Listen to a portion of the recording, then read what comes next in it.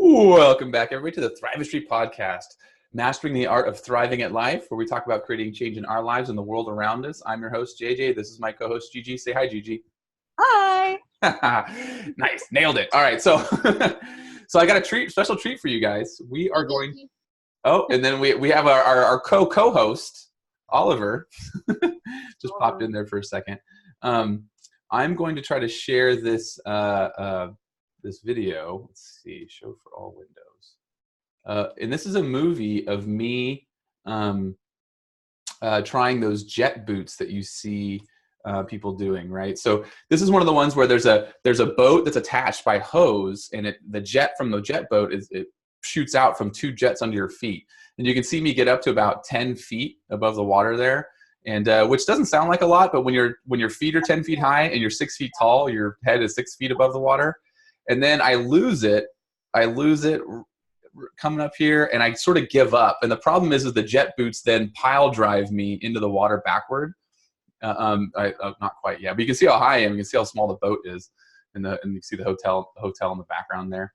But it was actually, after I got the hang of it, it was pretty cool. It was actually pretty easy to get around, and it's nothing like snowboarding or anything else I've ever tried. It's very different. But look at the concentration on my face. Oh, here it goes. Boom! That knocked the shit out of me. That was definitely my worst spill. And then you can see, yep, me underwater. About the only thing I've used my GoPro for in the last like year. So that was last year with me in Jamaica. But yeah, it was a fun thing, and it's going to tie into what we're talking about today. So one of the things we're going to talk about today is I want to touch back on last week's podcast where we talked a little bit about triggers, and one that I've been using. Actually, I started a little bit before the last podcast we did, but I've been able to keep it pretty consistent, and it's working out really well for me. And then I also want to talk about using a partner or a buddy, somebody to help you stay accountable when you're trying to make some small changes. Or even some big changes, and you can't afford to pay a accountability coach, somebody to really give you all the directions. Like, exactly what you need to do, but it's just that ongoing accountability for weeks and months. Excuse you, bless you. But the other thing we're going to talk about today is an article that just more research going over why getting outside is so important. And one of the things the article says was that getting outside for 20 or 30 minutes was basically had the same effectiveness as giving a kid a prescribed ADHD medication. Right? That line, literally fucking floored me when I read that. And it was almost like, when you read through the article, it was almost like a throwaway line too. Yeah. It was like, blah, blah, blah, blah, blah. And of course. Right? 20 minutes of walking in nature is the same as a dose of whatever, right? And I was like, what? And you just it literally is like a throwaway line in the middle of this article. But it's so profound, because it's like you take everyone in the school every morning who has ADHD, and you all start your day by going for a walk, and then none of those kids in that school need medication. Like that. Yeah. That's it's not ADHD. It's NDHD,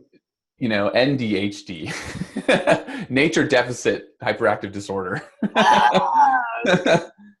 It's like and I really do think that a lot of these sort of conditions are exacerbated by a lack of exercise and physical movement. They say that even having kids stand up in class more often, and then getting outside and then exercise, makes it, they just get worse and worse, and they get spun out. But we'll talk about that after this first part.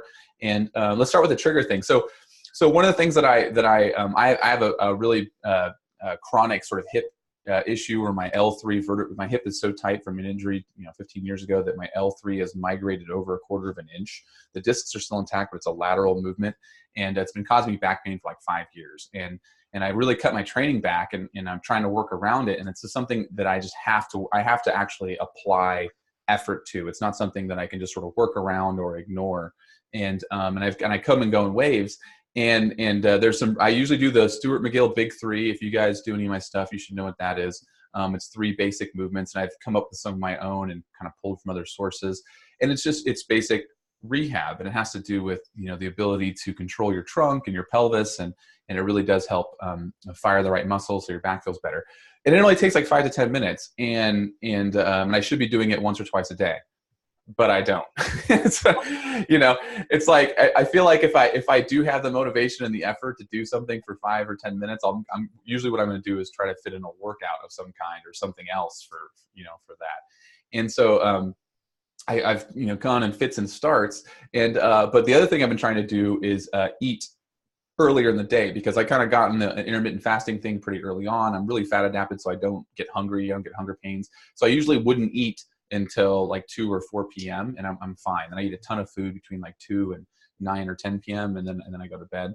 And all the research is saying that like eating earlier and starting your fast, if you're going to fast, start your fast sooner, is better for sleep. It's better for overall health and all these other markers. And so, and one of the things is I have trouble falling asleep at night. That's why I know so much about sleeping. and they say that if you eat something first thing in the morning, it sort of starts your chronological, your circadian rhythm clock, like a countdown clock. So you get up, you get some sunshine, you get some food, maybe a little bit of movement, like a walk or something. It doesn't have to be a workout. And then that like starts like a 16-hour countdown. And then after so many hours, you're going to start getting ready for bed, assuming you're not spending too much time in the light or stressed out or whatever. And so I'm trying to eat earlier. So I've just decided I'm going to do a protein shake. I need more protein. Everybody needs more protein for the most part. So I've been doing a protein shake. But I hate like shaking it and then drinking it when you get like it's all foamy and bubbly. And no, you got to use a magic bullet. Yeah, I don't have a magic bullet. Well, that's like a 15-year-old thing now at this point. I know. Yeah, I know what they are. But then it's more dishes. I don't know. It's like I just like to do my shaker cup. Now my trigger is I do my shaker cup, I put it down, and then I go do my stuff for 5 to 10 minutes. Right. So that's my trigger is shaker cup. My habit is do my exercises, and my reward is the shake. Right. And so it's been consistent now for a while, and it's helping. My back's starting to feel better. I've got my training more consistent. And so that's kind of a follow-up of something of a trigger that I've been using that has been working really well. And the other thing that's been helping me be more consistent with my training is actually having some really good buddies to train with. And I think, for so long, I've always been the expert. I've always been the coach. And whenever I go to the gym or when I work with people, I'm always in coaching mode. And I start to feel like, not guilty, but I almost feel like I need to give them, coaching advice. And so I'm paying more attention to them, and I'm not really focusing on working out myself. And for those of you guys who don't know, I started CrossFit in 2004 and didn't have any training partners or anybody. I just trained by myself. And so I'm used to training by myself. And that worked for a really long time when I had high motivations of, not getting pummeled in MMA. I wanted to be fit. So I trained a lot on my own. And, but now that I've been trying to train on my own a lot more, and I'm just lacking motivation. And so, what I've been doing now is I've got a group of friends, some guys that will meet up at the gym, or we'll go to each other's houses if we have equipment, and we'll make these mandates, and we'll bro down, and we'll do a lift, and we'll do a Metcon, or sometimes we just lift and go for a long walk. And it's a time for us to catch up and kind of confirm those relationships and keep up with each other. But also, if you get like if you have 3 friends and you can train with 2 of them consistently once a week, that's 2 of your workouts down. If you can get 1 on your own, or and then maybe a trail run or a hike or something like that, you're done. You're 4 days a week. You're in. And so that's also been helping me be really consistent as well as training with having accountability partners, having buddies. Right? Have you ever had something like that where you use people to kind of help keep you motivated? Yeah, I opened my own gym so that I could hang out with the people that I like, so that I could get motivated. That's basically what I did. Yeah, no, well, but that's literally like why I'm going to say me and my ex-husband opened our gym, was because we were like we were at one gym, we were at another gym, and like he was working as a personal trainer, and we'd bring our friends in, and it wasn't the right environment for us to like hang out and take advantage of that. Like that kind of community aspect of it, right? So opening our own place. Bless you. Oh, sorry, everybody. You're apologizing for my sneezes. Oh, they must be terrible.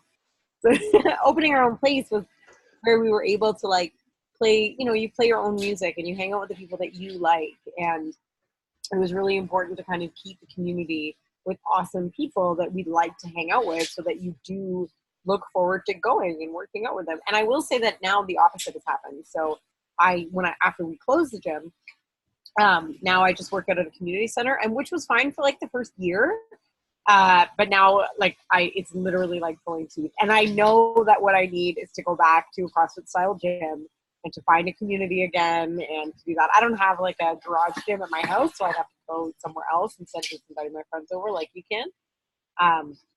But I know that that's what I need. And I'm kind of just like, I'm just dragging my heels, but I know that's what I need. And I just got to get back into it and, you know, hit that 9:30 class every day or whatever. But Yeah. And like I said, even if you were going to like more of a Globo gym and you had, like I said, 2 or 3 friends that all kind of like had like set, like, we're going to meet up at this time, and there's texting, like, what's your schedule like this week? And even if you just get together once or twice a week, it does make you more consistent, right? And because they're holding you accountable, you're holding them accountable.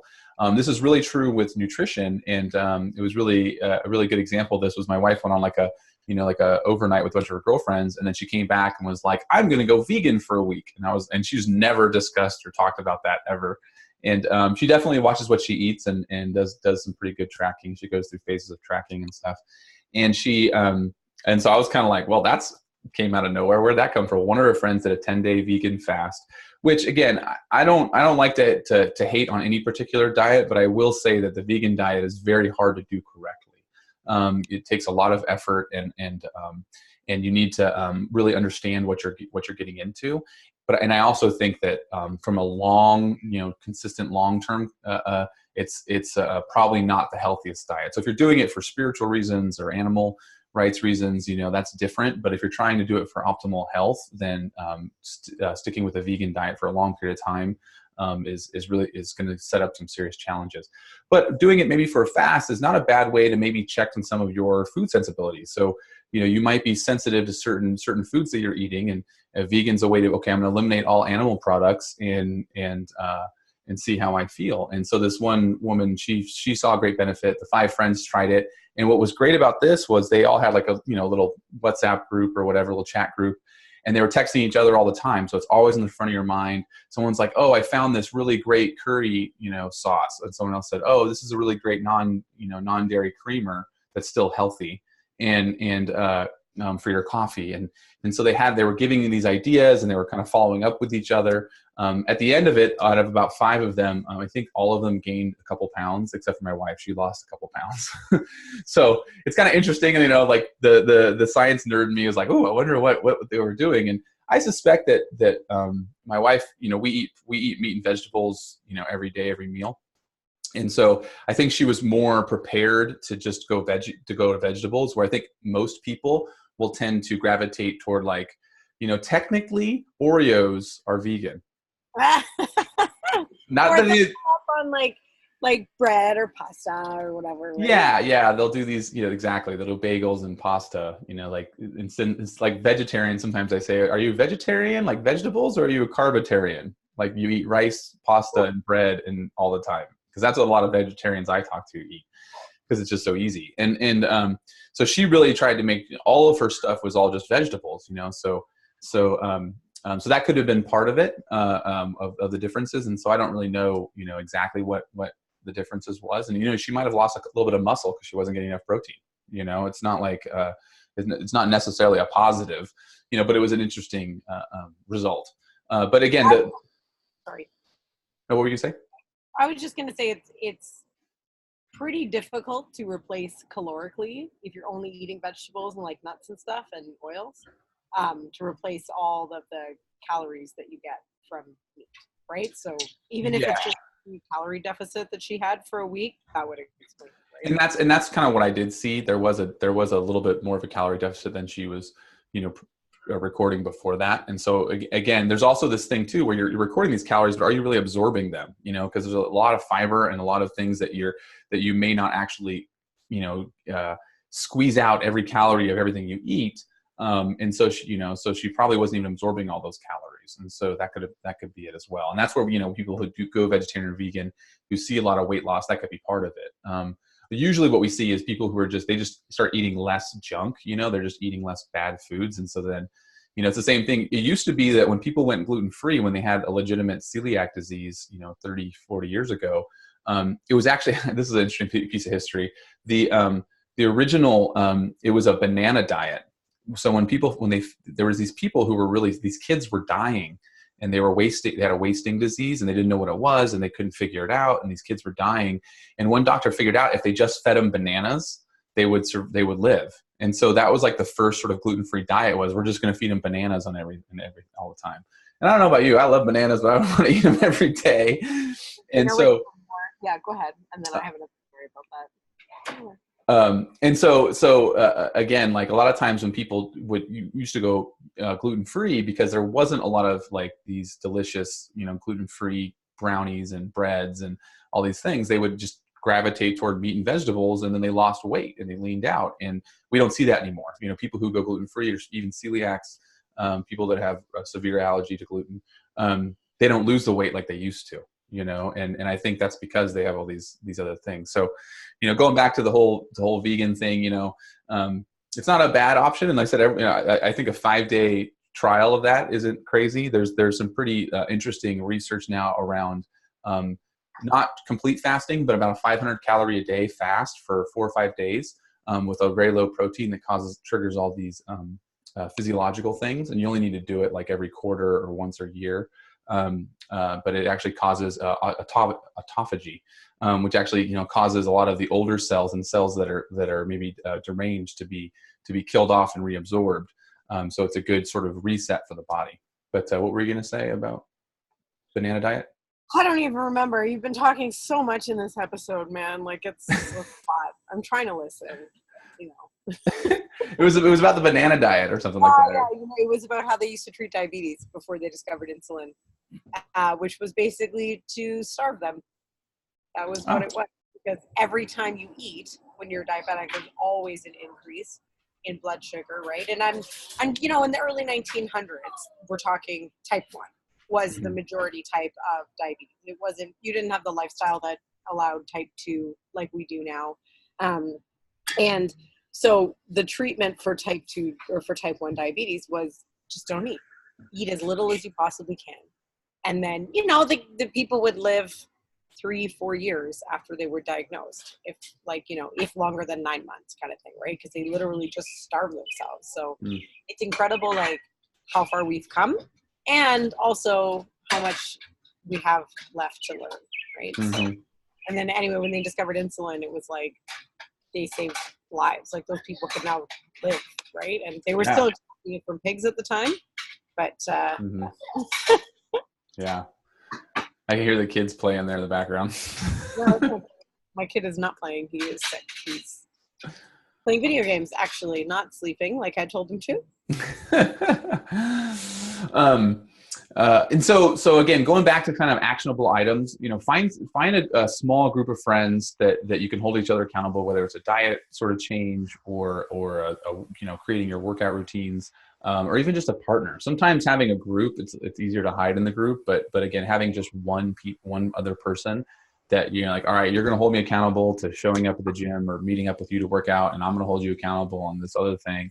And we're going to text each other every day to make sure that we're doing our stuff, and I think it's something, it's one of the powerful things that happened in all these CrossFit gyms was we took people who were either training out by themselves, or tried training out by themselves and have sort of realized that didn't work for them and washed out, or people who, tried personal training and maybe saw great results, but just, couldn't afford it over time. And we found this group class model, which allows some of that accountability and some of that community piece. And I think it's a really good, another tool, right? We all need to be able to work out by ourselves. We need to be able to work out in a group. We want to be able to be coached one-on-one as much as we can. But I think there was that was missing for a lot of people, was that sort of group environment. For a more general physical fitness program, there was a lot of group, jazzercise and other like dance classes and things and some boot camp type stuff, but it wasn't the same, wasn't that powerful from a programming and sort of systematic approach to getting fit for life. Cool. So homework for you guys is to find what the thing that you're struggling with, and find one of your friends to help you do it, right? To help you stick with it, and then get some clear guidelines on exactly what you're supposed to do and exactly what they're supposed to do, and make sure that you each are doing it. Let's talk about this article. Okay. Let's see, where is it? So I found this article. It was my first article that I found. Normally it's JJ sending articles, and then he asked me one day, like a month ago, he's like, maybe for the next webinar or for the next podcast, you could find an article. And I immediately said, no, I don't work for you, and I'm not doing that. I'm on the show because I just love it, and I want to help, and I could sit and chat with JJ all the time, so we figured, why not record it? So this article comes from a Canadian news channel, the Canadian news channel, actually. It came up on my feed, and I just love it. And when you work in the industry, and we've come across this before, right? Like when you work in the industry, we see this kind of stuff all the time. This kind of like common sense. Like last week we talked about the diet pop thing, and we've talked about other stuff before. The week before that was the one where it was talking about men that didn't go to the doctor, which I had no interest in talking about. But this one was talking about the benefits of being out in nature. Now in Japan, they will actually prescribe nature, like forest time, as a prescription for, like, as an antidepressant, as opposed to prescribing drugs and stuff like that. They'll prescribe, like, okay, 20 minutes a day in the forest and stuff like that. And we're starting to see it here in the eastern provinces as well. They're prescribing really cool stuff for mental health treatment, stuff like community stuff. We were just talking about community and the benefits of like doing stuff with your friends. So they're actually prescribing social time as ways to treat anxiety and depression and other mental illnesses, as well as getting out into nature and spending time on the water, which is what they do at the East Coast and the ocean. And then this article is so amazing because it has this incredible throwaway line, right? That like researchers also found children with attention deficit hyperactive disorder who take a 20-minute walk in a park can improve their symptoms as effectively as if they took a dose of prescription stimulant medication. That's the line that Gigi and I'm talking about. What? So crazy, right? Yeah, I mean, imagine if they did this, before, if it was just, commonplace, where instead of like, I mean, unorganized play recess, I think is underutilized. But again, if teachers knew they were going to have to sit down and take a, really focused quiz or like some really dense material, they just took the whole class out and they went for a 10-minute walk, right? And then, just went through the trees or whatever and got outside and then came back in and sat down and dug in. This should just be common knowledge now. And again, we should be thinking about how we can incorporate this into our education system and in our lives in general, right? Because they do go on to talk about jobs and college students and things like that as well. Yeah. So when you're planning, like how, when we talk about actionable items, you can think about, if you're a coach, are you prescribing time outside to your clients? Like how often does your programming allow your clients to be outside and to be doing stuff in nature? So if you're at a gym and your coach is like, you got to be here 5 days a week, 7 days a week, whatever. No, you don't. Because you need to also be spending time outside in the real world, getting all the benefits that this article talks about, right? And if you're a normal everyday human and you're just looking to make a change, I would suggest that if you do get your 8 hours of sleep and spend an hour outside every week, you would see like a world of difference in all of your health aspects. An hour outside, not like sitting in the middle of a concrete jungle, but like going for a hike or walk in a forest or something, right? Yeah, and they even say here it's been shown to reduce cortisol levels, the stress hormones. Cortisol tends to cause all kinds of other issues when you have elevated cortisol levels for long periods of time. One of the main ones we see is actually abdominal fat, so fat around the viscera. So that's like love handles in the belly is cortisol. Can be one of the factors around that. And so, for example, one of the common things that you see with endurance athletes and triathletes is they kind of have the spare tire, right? So they're pretty lean in their arms and legs, and these guys go train for hours a day. But then they have this, and it's because they're training. A lot of times, their training volume to be competitive is taking them to that area where they're stressing their bodies out, and so they have elevated cortisol levels, and so then you have that extra visceral fat that we're trying to, or belly fat that we're trying to get rid of.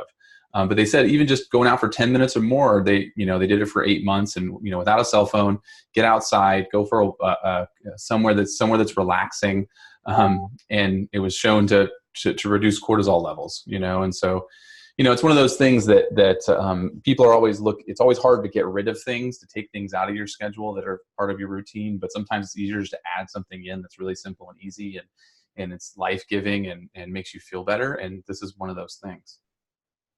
The other thing is, like, if you go to think back on when was the last time that you spent time outside, and if it has been too long, like more than a week or a month or something like that, like I get it, it's been the winter and everything, but still, you might have to rearrange some things in your life to make space for it, right? Like when you are going to add in a new habit, and we've kind of talked about this a little bit in the past on other shows, but you need to make sure that you're going to create an opportunity. So when I was reading this article, I'm going to be moving soon, like in the next 12 months, we're probably going to be buying a new house somewhere closer to the kids' school, because I want them to be able to have the lifestyle where they can walk to school. And I was reading this article, and immediately I was like, are there any forests? I started Googling and like looking up the new area. Are there any trails that we can walk through to get to school? And like, if you could build it into your life, that's the best way to do it. So if you can imagine like all the benefits that this article talks about, and there's so much research on the internet about the benefits of being in nature and just going for a walk. If you could incorporate that into your everyday life, like if you're in a lot of business parks these days, or like industrial parks, have green space, right? And if you go and like do a 15-minute walk, a 20-minute walk through the green space that's there every single day, like it will change your life. And it seems so like, oh, like all I'm doing is walking, but it's not that. It's so much more than that, right?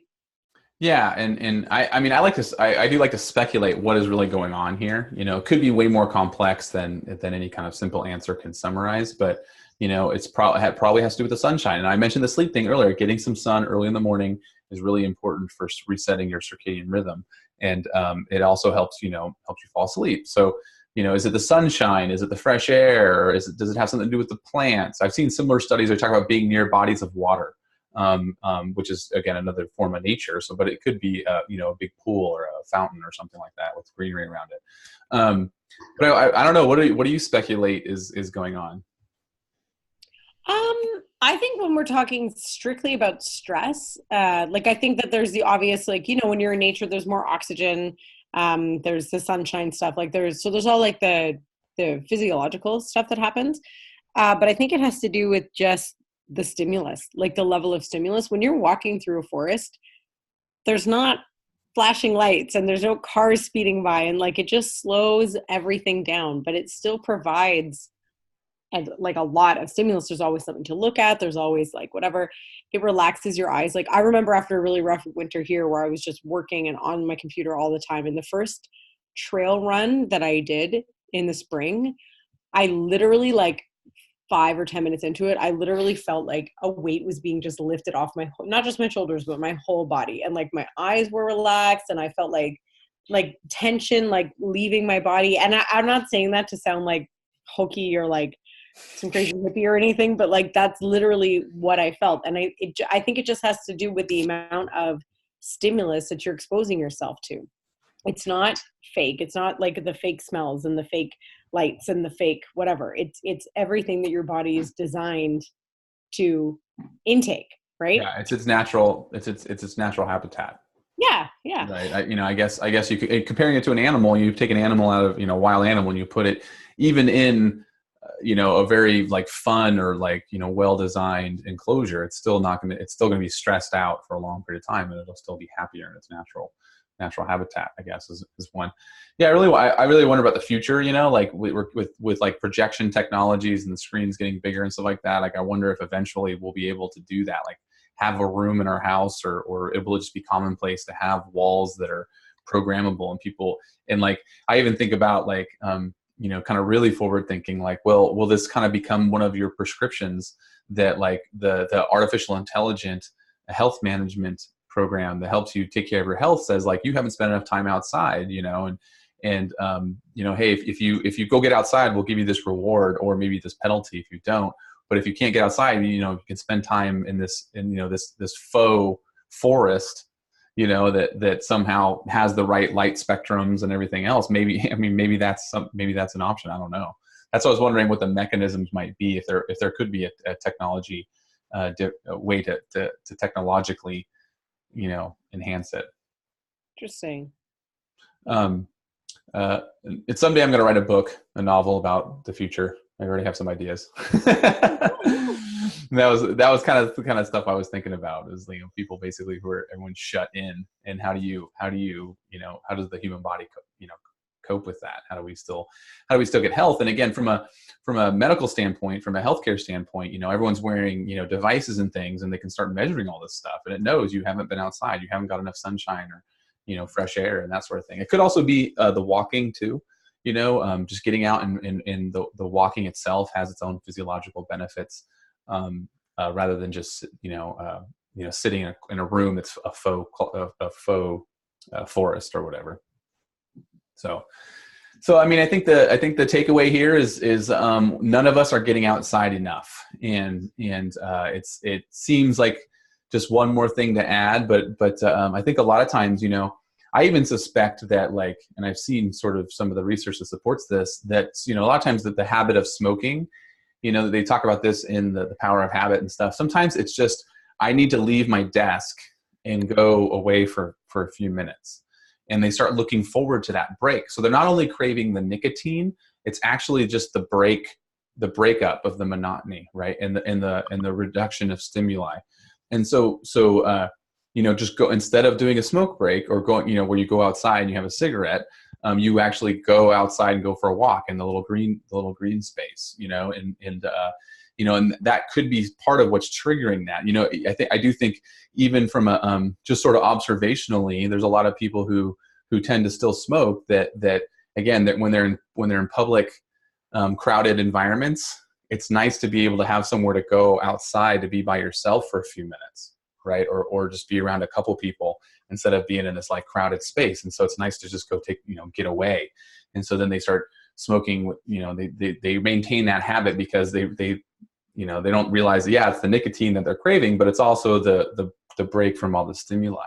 That's really interesting that you say that. It was my dad's birthday yesterday, and we were over for a family dinner, and my brother's girlfriend she pulled out like a Nicorette thing to like suck on, and I was like, oh, did you quit smoking? That's fucking awesome. She's like, yeah, it's been like 3 months. But that was exactly what she said. She's like, I miss the breaks. I miss like just taking, like at work, getting up and walking around for a little bit, and going outside and getting the fresh air. And she's like, so now it's like weird. Like, I still want to do that, but I don't want to smoke. So it's like you said, it's that habit. But I will also say that in Canada, we have this hilarious ad that it's an ad for Nicorette, and the winters here are ridiculous, right? So yeah. Crazy and blowing, and so it's this like adventure ad where it's like, you know, you feel like a cigarette, and then you're gonna go outside and have a cigarette, and it makes this whole like the wind is blowing, and it's like, you could stay inside and chew some gum, like. Yeah. Every year it comes on, I'm like, oh, it's the have a cigarette commercial. Yeah, that's good. Good, very effective marketing. Yeah, definitely talking about it. Well, that's it for today, guys. Again, think about your triggers. Think about what triggers you can remove, like we talked about last week, that are causing bad habits, and then think about what triggers you can implement to implement good habits, like me and my back rehab. And then, but also find those friends, find those little people, those not little people, find those little group of people to hold accountable. Now you have to do the work too. You can't just, you know, take. You got to, like, again, text each other, and it's really about motivations.